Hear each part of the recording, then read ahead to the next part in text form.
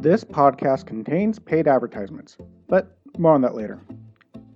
Welcome to the O'Connor Bootstrap podcast, where I discuss how you can grow your business by the bootstraps. This applies to everyone with an entrepreneurial spirit. That includes bootstrappers just starting out, established business owners, and business leaders. My goal is to help you grow both personally and professionally. I'm your host, Isaiah O'Connor. So, today's sponsor is, again, Audible. Audible.com, my favorite place to go get audio books and other Audible content in order to grow my business, to grow myself as a person, and of course, to relax, as I do like a good novel here and there. And never despise novels because you can still learn stuff from novels even while you're relaxing. Anyway, the book I recommend is a short little book called The Go Giver by Bob Burg. It's a short little story about how to become a giver and how business and life success comes from being a giver. And if you've listened to my podcast for any length of time, you'll know that my biggest thing is to give, to provide value for people, to help other people out, to provide jobs for people. It's all about giving. And I truly believe the most successful people are people who give. So I highly recommend the book, The Go Giver by Bob Burg. You can get a free copy with a 1-month free trial over at audible.com/bootstrap. That's bootstrap with the capital B. You go there, you can sign up, no commitment required. You get one free book, and you get to listen to a multitude of Audible titles for free, along with 2 free Audible originals as well to listen to. It's really great. It's a great thing to do. If you don't have time to sit down and read, you can always listen to something. So that's audible.com/bootstrap with a capital B. So I am recording this on the 1st of November, 2020. For those that might stumble across this podcast in the future.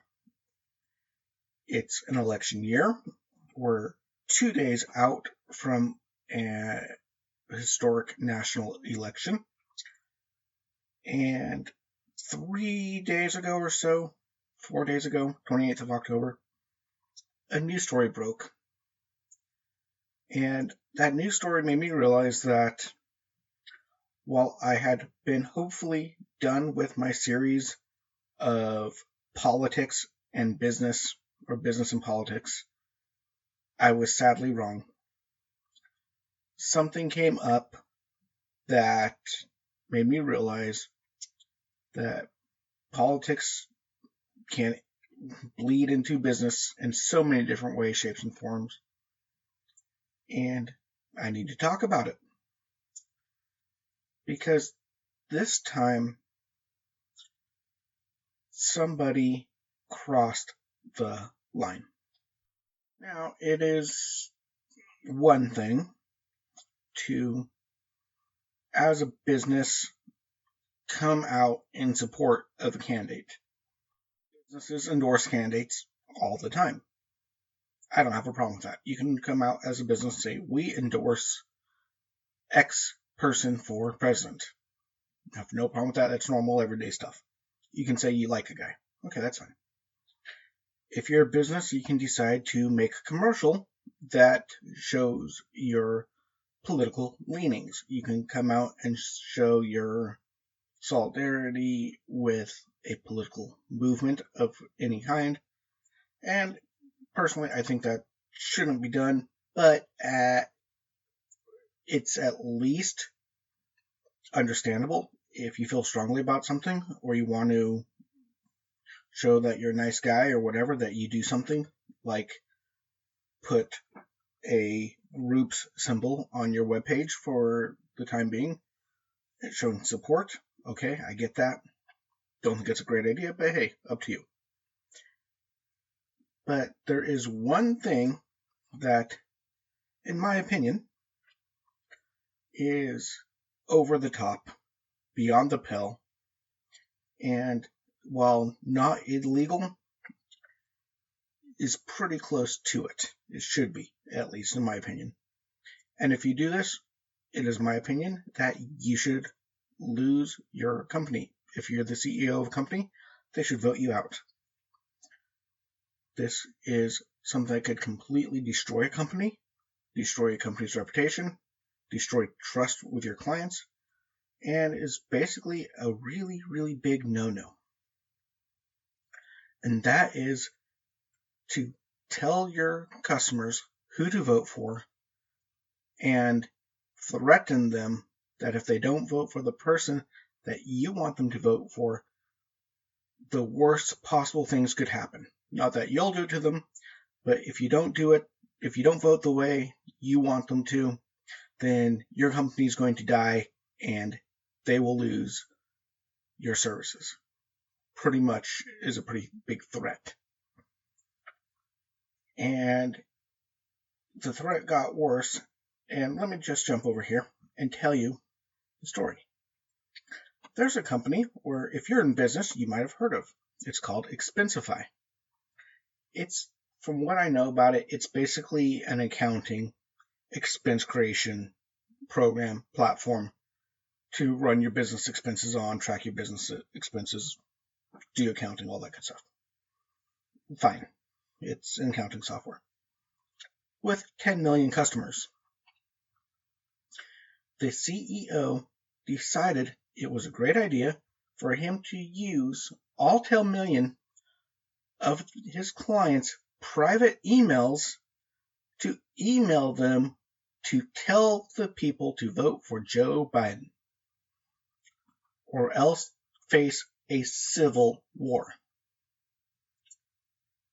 Here is a couple of quotes from that email. Now, before I read these quotes from the email, just to let you know, I am personally not going to endorse either candidate. Of course, I endorse one of the two candidates, but who it is, not saying. I'm not trying to swing votes here. It's not my job, not my platform. I'm staying out of it. And it doesn't matter who wrote this about which candidate. I don't care. The fact that this person wrote this email, period, is my concern. I don't care that he wrote it for Biden. If somebody wrote this type of email and he was a Trump supporter, I would still be just as upset. I really don't care. This is not a political statement about this because this guy is supporting Joe Biden. It's the fact that he has gone out of his way to tell his clients, 10 million of them, to vote for the guy he wants them to vote for. And that's meddling in an election. That's not a fair election. That's not nice. So let me just go read. We are facing an unprecedented attack on the foundations of democracy itself. If you're a U.S. citizen, anything less than a vote for Biden is a vote against democracy. That's right. I'm saying a vote for Trump, a vote for a third-party candidate, or simply not voting at all, they're all the same, and they all mean, I care more about my favorite issue than democracy. I believe Trump winning is more important than democracy. I am comfortable standing aside and allowing democracy to be methodically dismantled in plain sight. And he goes on a little bit to go sign up and go vote. Okay.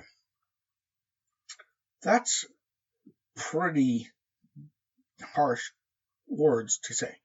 That's not just, I endorse Joe Biden. That's trying to scare people and shame them into voting the way you want to. These guys just want an accountant. They don't care what you want. And they're sending it to the private email. This is a spam email. And going down through, it's a long email he sent out. He put, what gives you the right to tell me what to do? And he says, the First Amendment gives him the right to tell them what to do. because he's telling people what to do here. Even the way he wrote this as a question and answer Q&A. He feels it's his right to tell people what to do. And he says, to be clear, you don't need to listen, but the First Amendment exists to encourage people like you and me to find some way to talk about the issues that matter. Set aside our differences and find a common ground. And so this is not, he kind of mixes it. This is not a discussion. He's telling people what to do. And the First Amendment gives you the right to speak, but ordering people what to do, they don't have to listen to it, but yeah, that's a bit of a stretch. And question, but your company, shouldn't you remain neutral? Side note, you should. You really should. He says, Expensify depends on functioning society and economy. Not many expense reports get filed during a civil war. As CEO of this business, it's my job to plot a course through any storm. And all evidence suggests that another 4, or as Trump has hinted, 8 or more years of Trump leadership will damage our democracy to such an extent I'm obligated on behalf of shareholders to take any action I can to avoid it. I'm confident our democracy and Expensify can survive a Biden presidency. I can't say the same about Trump. It's truly as simple as that. And then he goes on, question, don't you think you're exaggerating a bit? I truly wish I was. I wouldn't be sending this email if this election were just about normal issues, taxes, etc., etc. And he goes in and starts talking about voter suppression and everything else. It goes through and it goes on and on and on and on and on about all this stuff. But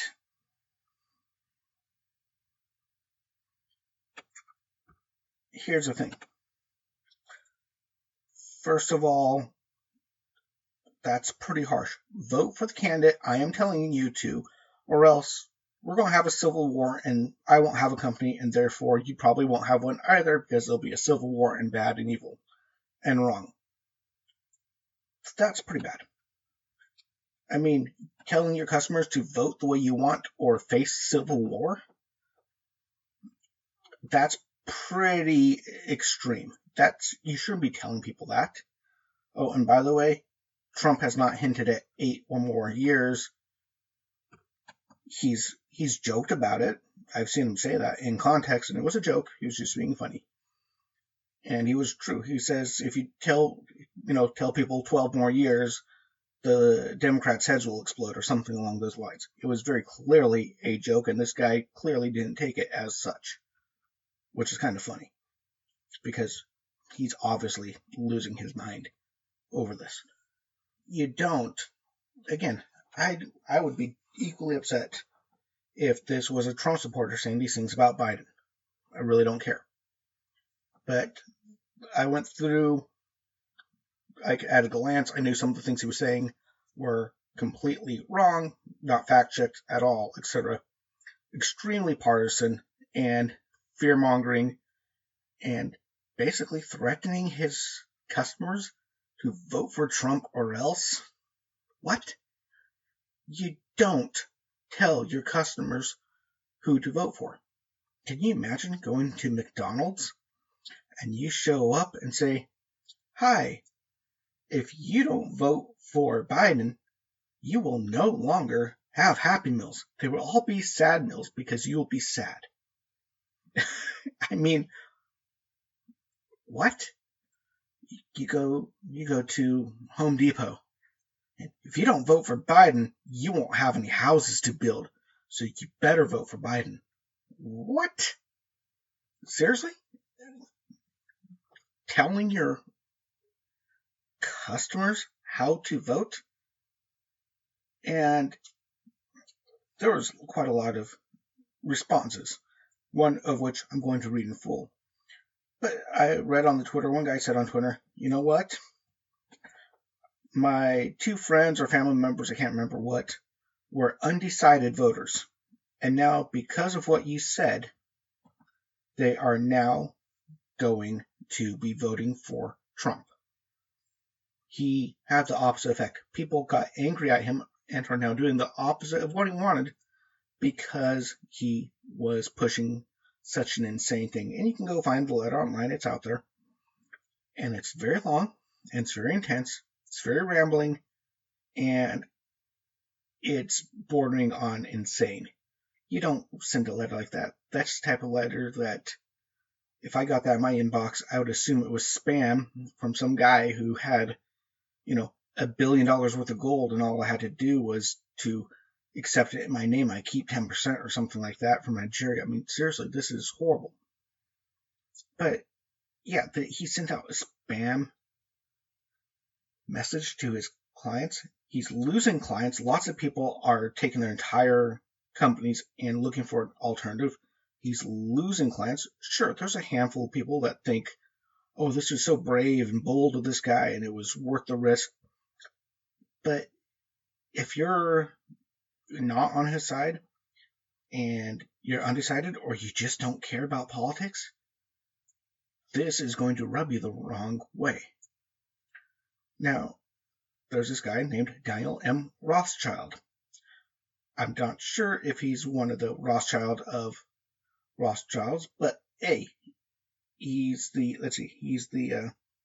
executive director of the Emeritus Center at George Mason University. So, he's a pretty smart guy. So this is what he said in reply in an email back to this guy. It says, I am writing about the unsolicited email that you sent last night to many of my colleagues, and I gather millions more users around the globe.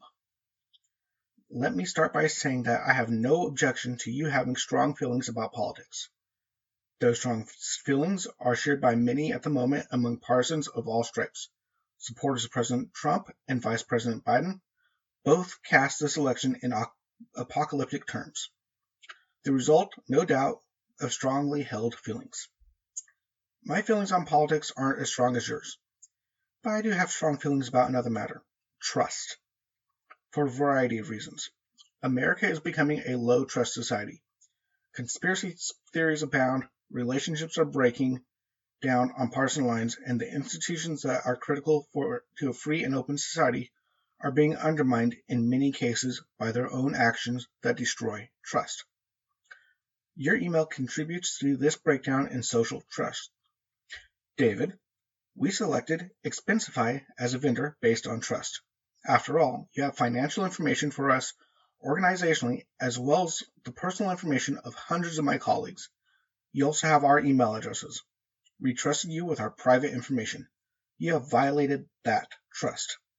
I also have strong feelings about another matter of public interest, the politicization of everything. A healthy society cannot exist if its political tribalism invades every aspect of commercial, civic, and community life. Team Red and Team Blue have gone from being who we vote for to, in many cases, lifestyle determinants. That is unhealthy to our civil fabric. And again, your email has exacerbated this. Until last night, I saw Expensify as a pioneering company that made my life a lot easier. Now, I see Expensify as a Team Blue company. To be clear, I'm not writing this as a member of Team Red. I am not on that team. I am not on any team. Millions of Americans are in the same boat. Frankly, we're sick and tired of partisans on both sides telling us what we need to ally ourselves with, one team or another. And if I may be more blunt, we're especially tired of being told this by people who have built an app or look good on camera. You have no special insights on public policy or politics, and the fact you think we need to have your opinions placed in our inboxes is vain and narcissistic. David, last night you chose to violate the trust your company has built up and politicize your company. That is, I suppose, you're right. But this country cannot endure without trust and apolitical spaces. And fixing these underlying issues is a far deeper and more important issue than the next election. Sincerely, Daniel Rothschild.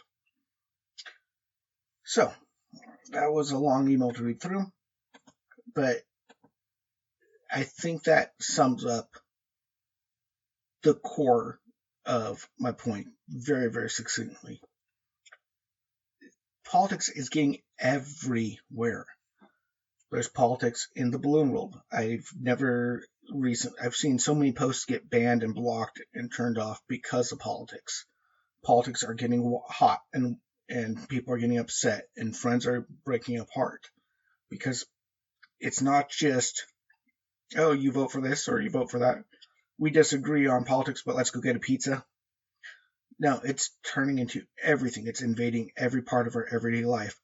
And as a company, you can be promoting this political nonsense mess that's just making things worse, or you can be apolitical and staying out of it. And I point to Mike Rowe as a great example of this. Mike Rowe gets lambasted all the time for not being political.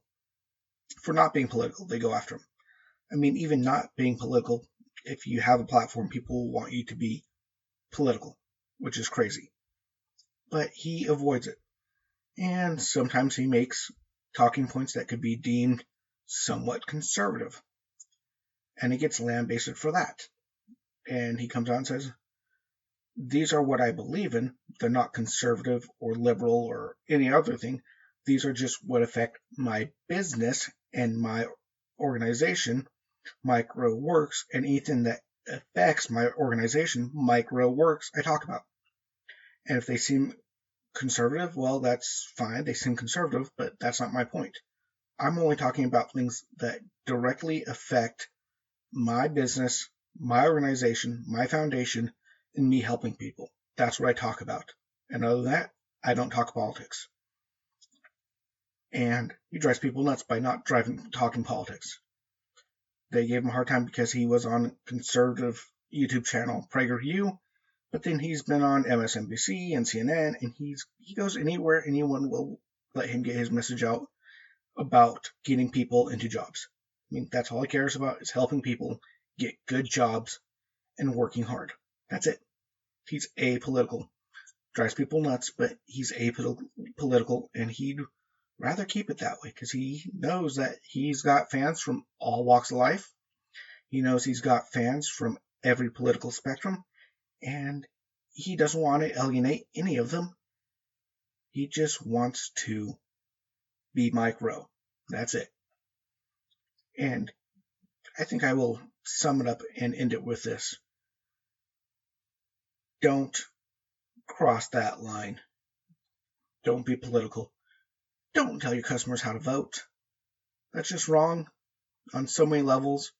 I mean, in some states, it's a misdemeanor if you tell your employees how to vote.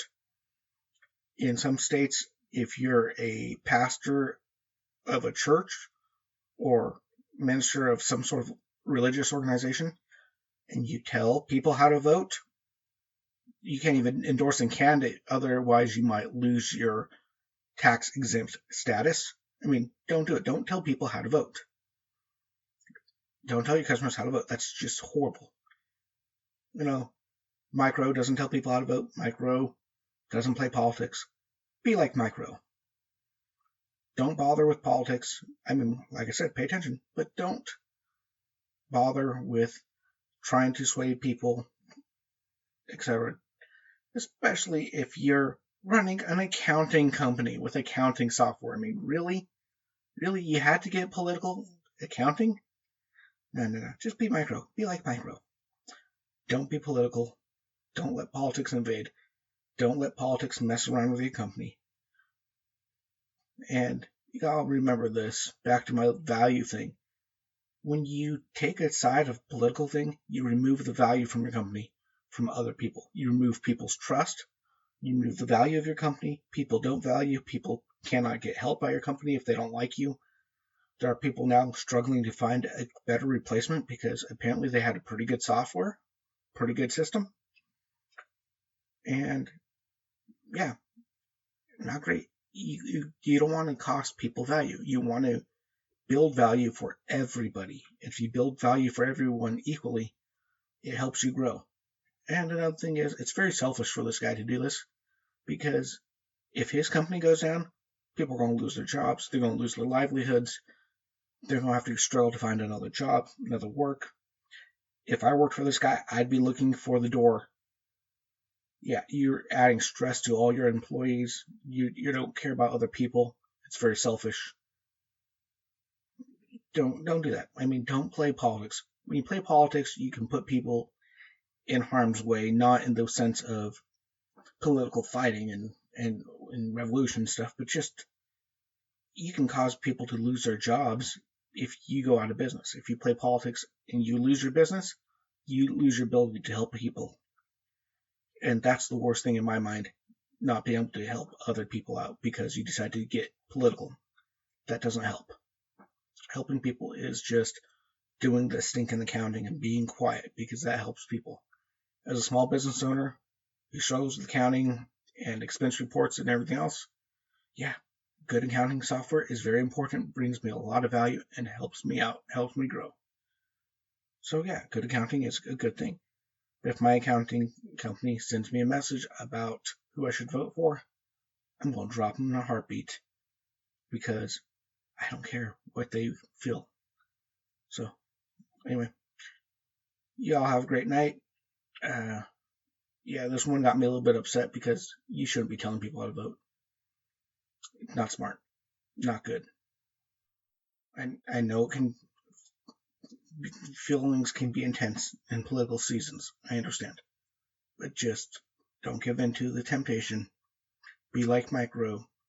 Have a great day. Talk to you later. Bye-bye.